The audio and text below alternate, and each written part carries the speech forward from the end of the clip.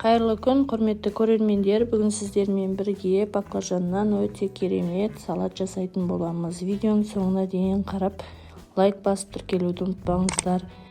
Ең алдымен 5-6 қызанақты алып, оны жақсылап екі бөлікке бөліп, ортасынан осылайша видеодағыдай етіп кесіп шығамыз.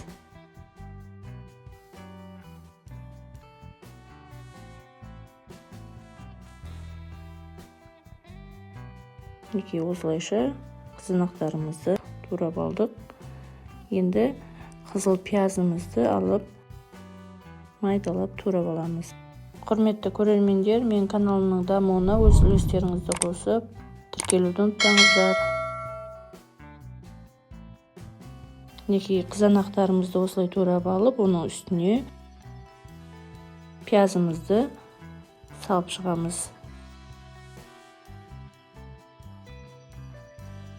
Енді аскөктерімізді алып тураймыз. Мен кинза салдым, укроп салсаңыз да өз қалауыңыз бойынша қалаған аскөгіңіз салсаңыздар болады. Оның үстіне кинзаны салып шықтым.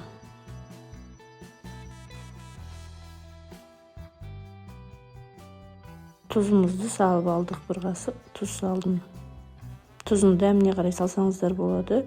Қара бұрыш, қызыл бұрыш, қалаған приправаларды салуға болады. Енді салатымыздың үстіне 100 граммдай жаңғақ алып, оны да майдалап осылай турап шығамыз.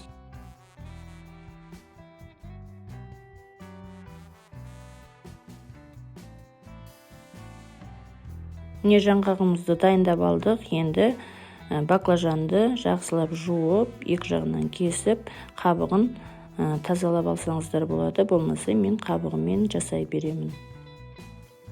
Кімге қалай ұнайды, қабығын ашып, болмаса қабығымен салуға болады. Осылайша баклажандарымызды майдалап турап алдық. Енді оның үстіне тұз салып, жақсылап араластырамыз. Енді оған крахмал салып, тағы да араластырып аламыз.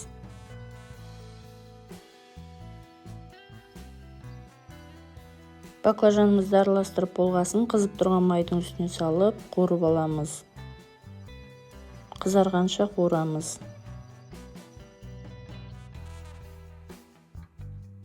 Мына жерде табаға жаңғақтарымызды май құймай, солайша қыздырып аламыз. Оның үстіне күнжіт салып, жақсылап араластырамыз.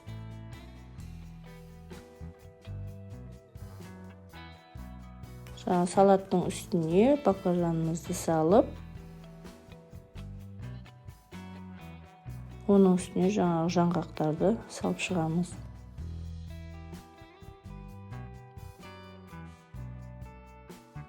Барлық қажетті заттар салып болғаннан кейін енді бәрін жақсылап араластырамыз. Оның үстіне бір тал чеснокты теркадан өткізіп аламыз.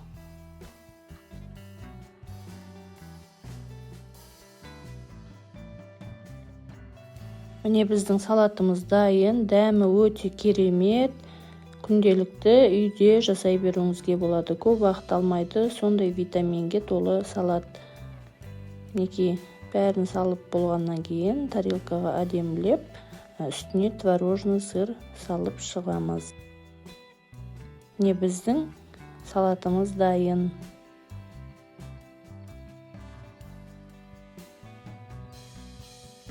Дастарханға осылайша тарта беруге болады. Бір жеген адам қайтадан сұрап жейтін болады. Видеоның соңына дейін қарағандарыңыз үшін көп рахмет.